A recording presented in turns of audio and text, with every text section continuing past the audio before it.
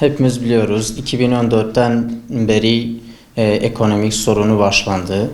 Bağdat tarafından Kürdistan bölgesinin bütçesi kesildi. O yüzden maaş arası yani kesiliyor, ödeyemiyor. Yılda 4-5 ay yoksa en çok 8-9 ay ve dağıtılıyor. Hem de kesinti oluyor maaşta %35, %25 bu şekilde oluyor.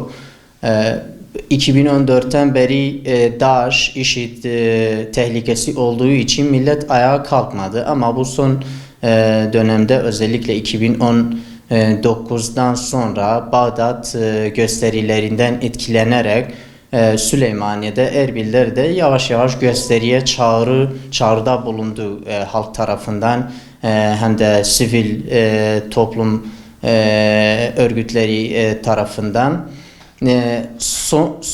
Sonda Irak parlamentosunun borçlanma yasasında bunu parlamentoda çıktıktan sonra İKB'nin tamamen bütçesinin kesildiği millete hiçbir şey bulamadı. O yüzden ayağa kalktı, sokaklara çıktılar gençler.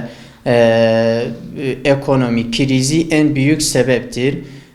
Öte yandan Başbakanın açıklamasına göre ve KYB'nin bazı askeri yetkililerine göre PKK hücreleri ve İran istihbarat örgütü bu gösterilerin arkasında durduğunu söyleniyor. İlk sırada Cuma gününde 7 Aralık'ta 5 Aralık'ta Süleymaniye'de medeni ve barışçıl gösteri yapıldı ama güvenlik güçleri tarafından şiddet kullanıldı. Gösteri sonlandırıldı. Ertesi günde hiçbir şey olmadı ama 7 Aralık'ta NRT televizyonunu kapandı. Kültür ve Medeniyet Bakanlığı tarafından aynı zamanda da güç kullanıldı ve tamamen yayını durduruldu ve bir asayiş grubu NRT televizyonun önünde yerleştirildi ve yayını tamamen durduruldu. Ondan sonra Pire Megrun kasabasında 7 Aralık'ta aynı akşam üzere gösteri yapıldı. Şiddete dönüştürüldü. Goran Hareketi, KDP, KYB'nin binaları ve hatta devletin bazı binaları ateşe verildi. Ertesi günde Saysadık'ta, Penceren'de, Süleymaniye'ye bağlı çoğu kasabalarda gösteri yapıldı ve gösterilerde de şiddete çevrildi. Çamçamal'da bir genç hayatını kaybetti. Saysadık'ta şu anda şimdiye kadar toplam olarak Süleymaniye'ye bağlı kasabalarda 8 kişi hayatını kaybetti.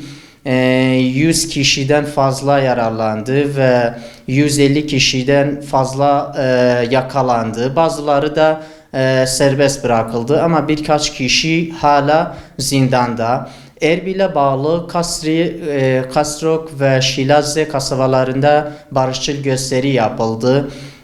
Ertesi gününde KDP güçleri yoksa İKB güçleri tarafından gözaltına alındı gençler, yani gösteri yapanlar. Onlar da bazıları serbest bırakıldı, bazıları hala zindanda. Şu Cuma günü 11 Aralık'ta Muhalefet Sesler Kongresi kuruldu. Gora'nın 3 eski milletvekili ve birkaç akademisyen yazar tarafından. Onları da aynı günde onlar zaten bir açıklamada milletin Cuma günü sokaklara çıkması ve gösteri yapılmasına çağrıda bulundu. Muhalif partiler Komali İslami, Yekgirtu ve Yeni Neslin onları da davet ettiği gösterilere. Aynı günde bu muhalefet Sesler Kongresi'nin liderleri hepsini yakalandı güvenlik güçleri tarafından ve şu ana kadar Gora'nın iki eski milletvekili, parlamento milletvekili zindanda hala serbest bırakılmadı. Şu anda durum normalleşti ama Süleymaniye merkez ve kasabaları bir kışlak gibi her yerde, her köşede asker, polis, peşmerge var. O yüzden millete korkuyor, yani sokaklara çıkamıyorlar. PKK zaten birkaç aydır KDP ile gerginliği var ve gün be gün bu gerginlikler zaten tırmanıyor. İki gün önce de yine Ahmedi'de yine çatışma yaşandı. PKK gerillaları KDP peşmergeleri arasında. Zaten bir aydır herhalde önce o Sincar Anlaşması var. Sincar Anlaşması nedeniyle PKK'nın Sincar'da çekilmesi lazım. Hem Türkiye hem KDP hem Bağdat bile PKK'yı sıkıştırıyorlar.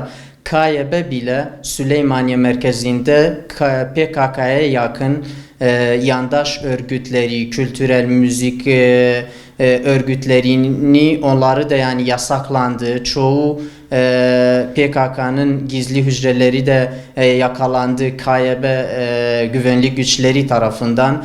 Bunları da zaten PKK yetkilileri, askeri yetkilileri bir şekilde mesaj iletti KDP'ye, KYB'ye ki bunu kabul etmiyoruz. Mardin'de de zaten bir petrol borusu patlattılar. Yani bütün bunlar birbirine geldiği sonuçta yani PKK'da en uygun, PKK için en uygun bölge Süleymaniye ve çevresidir.